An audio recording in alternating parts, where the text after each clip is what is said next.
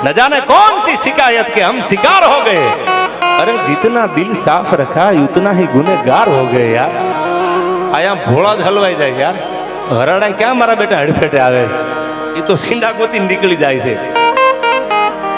હવે આપણું આમાં આપણે આ ગણપતિ મહારાજનો આખો ડાયરો વસ્ત્રાલમાં 10 દિવસ આમ તો કાલ પૂર્ણાહુતિ છે અને આખો જે આ વસ્ત્રાલ કા રાજા હું એમ કહું અમદાવાદમાં આની નોંધ લેવાય છે, અમદાવાદની ગુજરાતમાં નોંધ લેવાય કે વસ્ત્રાલમાં ગણપતિ ઉત્સવ થાય છે, તમારા બધાનો પ્રેમ, તમારા બધાનો ભાવ। હવે સાંભળજો આ કડીમાં શું કીધું છે ત્રિભુવનજીએ। કઈ કડક ધરતી જહાં ખડકની આકરી અને એમાં ડુંગરા ડુંગરી ને કરાડો,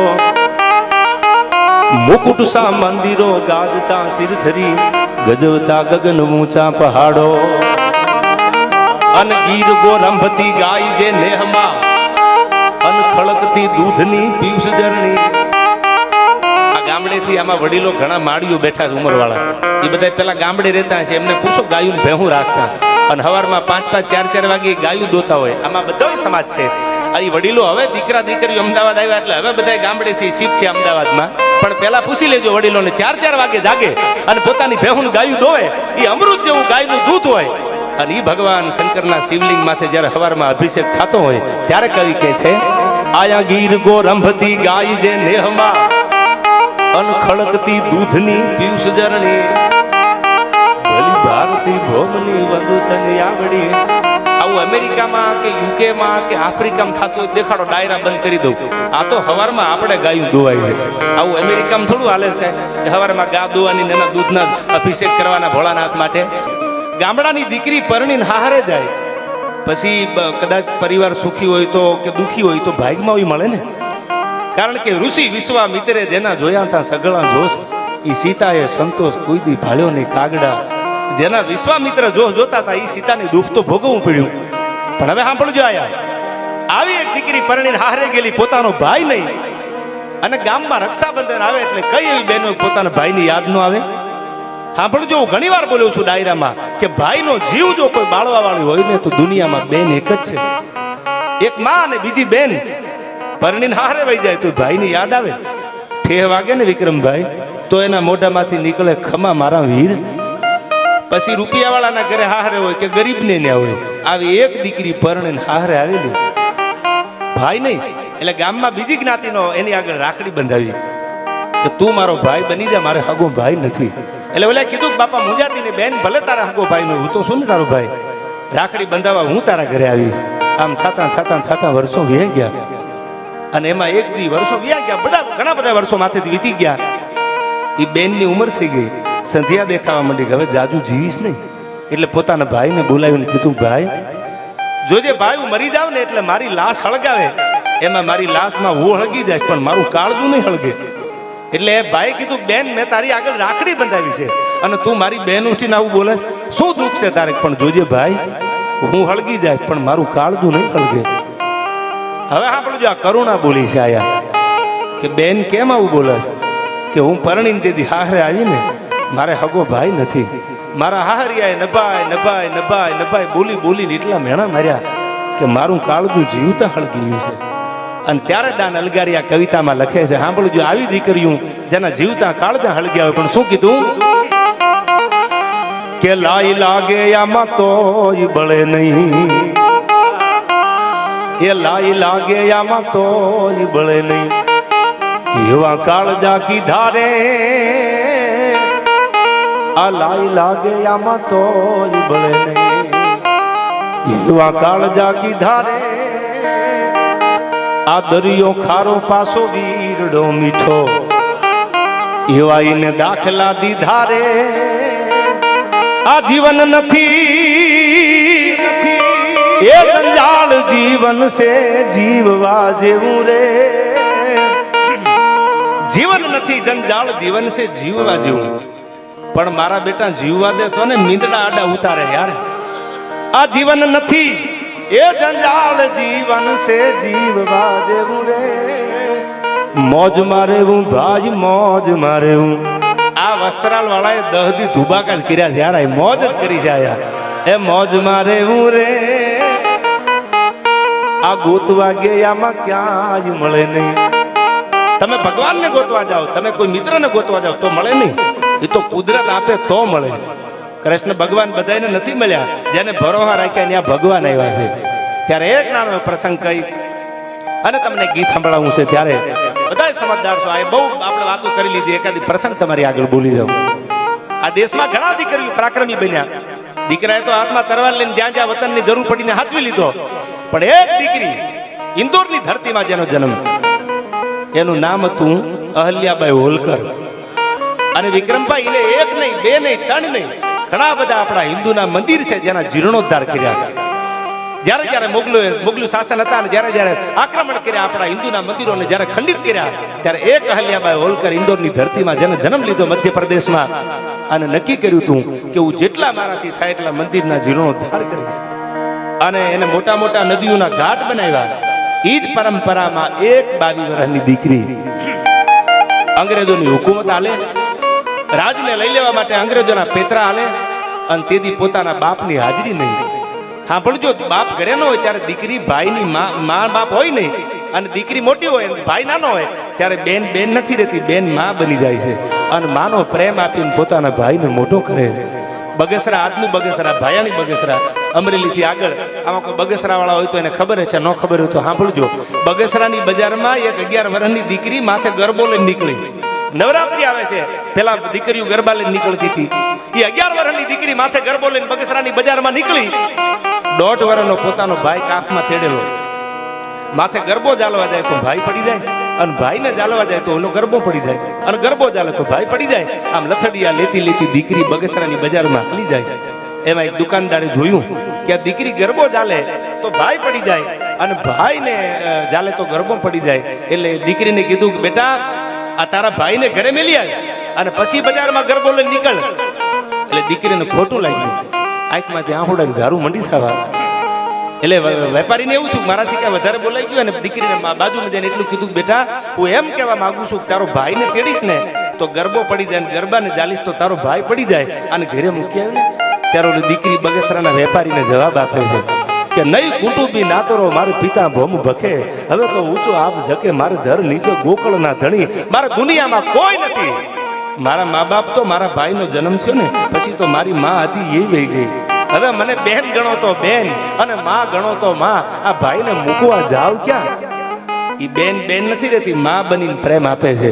એટલે હું બધા ભાઈઓને કહું છું, રક્ષાબંધન આવે તેથી 2 મિનિટ 5 મિનિટ 15 મિનિટ બેનું માટે કાઢજો યાર. થાળી તો જીજુ જુજુ કરતી જમવા આવી જાય, દુઃખમાં ભાગીદાર થવા તો બેન આવે યાર.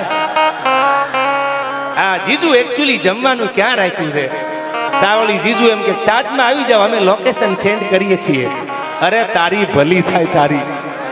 એ હાળિયું બધી જમવા આવે, અને દુઃખના ભાગીદારમાં આહુડા નુવા તો બેન આવે યાર. પછી ઝૂંપડામાં રહેતી હોય તો ભલે, મોટા બંગલામાં રહેતી હોય તો ભલે, આ માપી લીજો બેન ને જીવ બળે એટલો હાળી ન બળે. અમારા ગામડાની કહેવત છે, ખાળી આવે તો હાડલો લઈ જાય. હાડલો એટલે સાડી, સાડી આવે તો સાડલો લઈ જાય, અને બેન આવે તો આહુડા પાડતી જાય. હું આ દુનિયાના યુવાનોને કહું છું, મને સાંભળીને કે કહેવતને ખોટી પાડજો. આપણી બેન આવે ને તો એના માથે હાથ ફેરવીને કહેજો કે હજી તારો ભાઈ જીવે છે દુનિયામાં યાર. મુંજાતી નહીં, જાણું આવે તેથી પડકારો કરજે, તારો ભાઈ જીવે છે. આવું એક ભાઈ બોલ્યો હતો. ક્યાં બોલ્યો હતો? ક્યારે બોલ્યો હતો? હવે સાંભળજો. ભારત પાકિસ્તાનના ભાગલા નહોતા પડ્યા, આખો સિંધ પ્રદેશ બોલાતો, અને તેદી જાહલને રોકી લીધી અમીર સુમરાએ, અને કાગળ લખ્યો નાનો એવો. તેદી તો આ ટેલિફોન ટેકનિકલ યુગ નહીં. કાગળ લખ્યો પોતાના ભાઈને કે જેથી માંડવામાં જવતર હોમવા માટે તું આવ્યો. અને તે જયારે આમ બેનને જવતર હોયમાં ને, અટાણે તો લવ મેરેજ થઈ ગયા યાર. જવતર હોમવાની સિસ્ટમ વહી ગઈ. પેલા તો કાકાનો દીકરો, ભાઈ હોય હગો, એ નાનો હોય મોટો હોય, માંડવામાં આવીને જવતર હોમે. એ લગ્ન આપણા કેવાય સંસ્કૃતિ પ્રમાણે આપણા લગ્નો થતા. આવા લગ્ન જે મા બાપ જોવા જતા અને જેને જેને નક્કી કરતા ને, એ હગપણને લગ્ન હજી હાલે છે. આ હાથે નક્કી કરવા ગયા ને આ પાણીમાં બેહી ગયા, એ વાત પાકી ગઈ યાર. આ 2-3 મહિના માન થાય તો મને રાહુલ જોડે નહીં ખાવે. આ 1.5 વર્ષ તડીકા લીધા એનું શું કરવાનું? અને હવે અટાણે કયો રાહુલ જોડે, રાહુલના બાપને બિચારાને બરડો લાલ થઈ ગયો યાર. ઈ સમિયાણા વાળા, મંડપ વાળા, બેન્ટવાજા વાળા બધાના બિલ ભર્યા હોય, અને 3 મહિને રાહુલ એકલો મોલ્લા કોણે ઉભો ડોક લાંબી કરીને. આવું નતું યાર. પેલા તો આ વડીલો બેઠા ને પૂછો, ઈ નક્કી કરવા જાય. તમારું જોવાય નહીં જવાનું, ઈ નક્કી કરી આવે. અને ઈ નક્કી કરતા ને ઈ હો વરા સુધી સાહેબ એમાં તિરાડ નહોતી પડતી. આ પાણી હતું. હવે મને પૂછો હું કામ નક્કી કરવા જાતા? ઈ જાતા ને તો ઈ બંગલા ને સોફા સેટ ને આવું બધું નહોતા જોતા. ઈ ખાનદાની જોતા હતા કે ખાનદાન તો છે ને વેવાય. આ માણા ખાનદાન તો છે ને. એ કોઈ એમ કે તમે આ નો હગાઈ કરો, આ તો પૈસા નથી, આ દીકરી નો દેવાય. આને તો ગારવાળા મકાન છે, મોભારા માથે પડાળમાં નળિયા નથી. ત્યારે ઓલે સમજણા વડીલો એમ કહેતા, બધી જ્ઞાતિના વડીલોને ક્યારેક બાજુ બેન પૂછજો, એ કહેતા પડાળમાં નળિયા ભલે ન હોય પણ એની હાથ પેઢીને અમે ઓળખી છીએ, ખાનદાન માણસ છે, એમાં કોઈ બીજું આવે નહીં. સંસ્કાર હોય ને તો સંપત્તિ વહેલી મોડી આવે, બાકી સંસ્કાર જ ન હોય ને ગમે એટલા રૂપિયા હોય તો 5 વર્ષે તો પૂરું કરી નાખે. આવા કેટલાય દાખલા છે યાર. હા, સાંભળી લેજો, આ રિયાલિટી છે. Exactly this is a reality, no formality. આ અનુભવ કર્યા વડીલો આમાં બેઠા માવડીઓને પૂછો તો એ બધા એમ કહે છે કે બાપા અમને ખબર નથી, પૈણા પછી ખબર પડી કે આ અમારા ભાગમાં આવ્યા એમ. પણ એમાં તમે યાદ રાખજો, વડીલો બુદ્ધિવાળા હતા, એને જાત જોઈ છે, જાત નથી જોઈ. જાત જોતા હતા, ખાનદાની હોય. એક ભાઈના ઘરેથી બેનને કેન્સર થયું, એટલે દવા હાલતી હતી. સમય છે ને તમારી આગળ સાંભળવાનો, વાત હું તો કરું, પછી ગીત ગાવાય છે તમને ગમે એવા. હવે કેન્સર થયું એટલે ડોક્ટરે રજા દઈ દીધી. સાંભળજો, બહુ સાંભળવા જેવા સત્ય ઘટનાનો પ્રસંગ. એટલે એનો ઘરવાળો એની સેવા કરે, 1-2 મહિના 4 મહિના 6 મહિના કપડાં ધોવે, ઓલી ખાટલામાં હુતી પલંગમાં હુતી આંખુડા પાડે. હા હા, હું પરણીને આવી ને ત્યારે મારા એવા સપના હતા, હું તમારી સેવા કરું. આ દુનિયાની કોઈ દીકરી પરણીને જાય, વિક્રમભાઈ પોતાના પતિની સેવા કરવા આવે, પણ તમારે મારા સેવા કરવી પડે છે. હવે ભગવાનને પ્રાર્થના કરો, હે ભગવાન મને અહીંથી લઈ લે એટલે મારા દી ન આવે. ત્યારે ઓલો ઊભો થઈ પોતાની અર્ધાંગના પોતાની ઘરવાળીનું માથું ખોળામાં મૂકી અને એટલું બોલ્યો કે આવું બોલમાં મને હરમ નથી થતી. શું કામ આવું બોલો, મરવાની વાતું કરે કે કા કે મારું હક પણ થયું ને તેથી તારો બાપ રૂપિયા વાળો હતો અને હું તો બહુ ગરીબ હતો. ઘણા હગાવાળા ભેળા થઈને ના પાડી દીધી, દીકરી ન દેવાય. તેથી તારા બાપે કીધું તું કે એની હાથ પેટીનો અમને ભરોહો છે, એ ખાનદાન માણસ છે. અને હવે જો મરતી પથારીએ તારી સેવા ન કરું તો મારી હાથ પેટીઓ માથે પાણી ફરી જાય. હું ઈ બાપની ઓલાદ છું. અરે બેટો બાપ તણે અને ચીલે ન ચાલે તો જનની કામ જણા, એને વરવું લાગે વેરડા. આ જે ખાનદાની છે, આ વાત ઊભી છે. આ શીખજો. થ્રુઆઉટ ઇંગ્લિશ મીડિયમમાં તમે ભણતા હો, થ્રુઆઉટ ઇંગ્લિશ બોલો એનો વાંધો નથી, પણ અમીરાત ભેળી લઈને જાજો યાર. દુનિયાના કોઈ પડમાં જાઓ તો તમારી દીકરીઓને ક્યાંક હાલડા, ક્યાંક ગીતો ને આવી વાતો સંભળાવજો કે દુનિયામાં ખાનદાની જીતી છે સાહેબ. અને દૂધના ઉભરા તો કેટલાયને આવ્યા ને કેટલાયના તળિયા સુધી બેહી ગયા, હજી વાવડ નથી લાગી. એમ નહીં, પણ ખાનદાન માણા જીતી જાય ત્યારે આવી બધી વાતો તમને કરવી છે. ત્યારે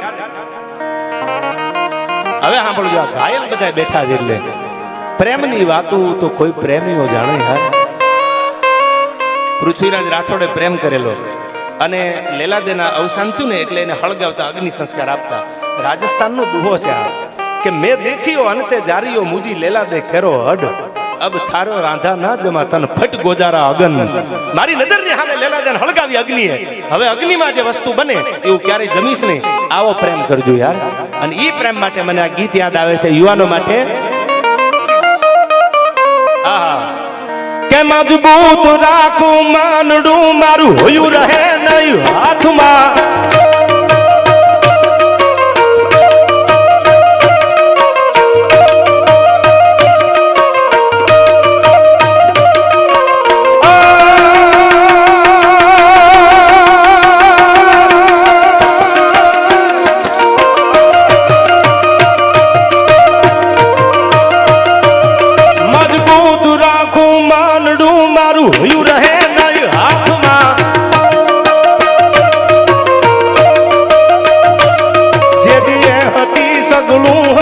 મારું સુખ એની સાથમાં મજબૂર થઈ જીવવું રહ્યું ને નિંદર નો આવતી.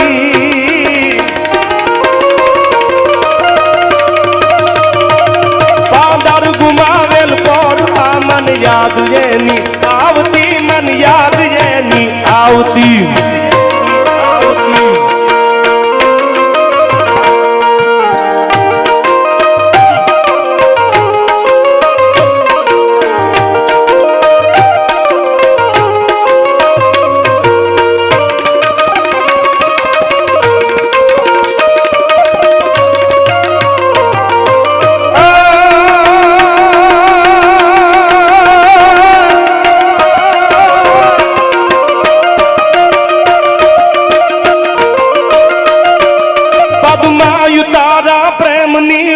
વાતું હજી સલકાય છે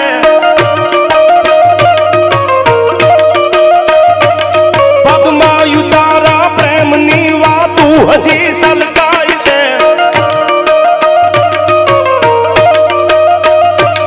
મરિયા પછી આ મલકમાં બોલો માંગડો મલકાય છે આ દુનિયામાં કોઈ એવો દાખલો નથી કે મર્યા પછી પાછા આવે પદ્માનો પ્રેમ એવો હતો માંગડા વાળો ભૂત બનીને પાછો આવ્યો યાર આવા ભૂત બનેવા હોય ને એને પ્રેમ કરજો બાકી કેટલાય મારા બેટા હરી હરી નીકળી જાય યાર પદ્મા તારા પ્રેમની વાતું હજી સલકાય છે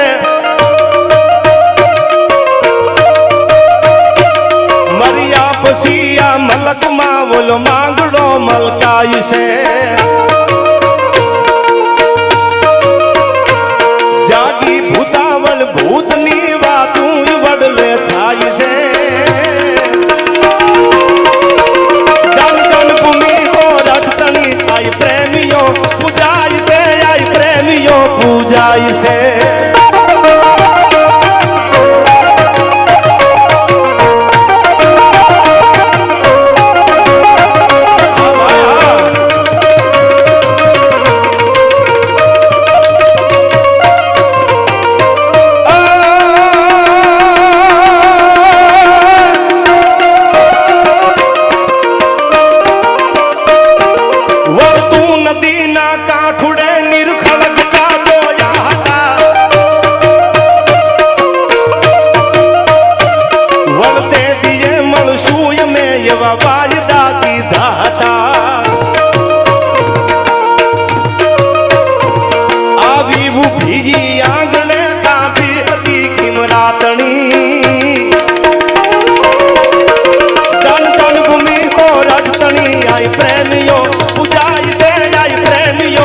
જાય છે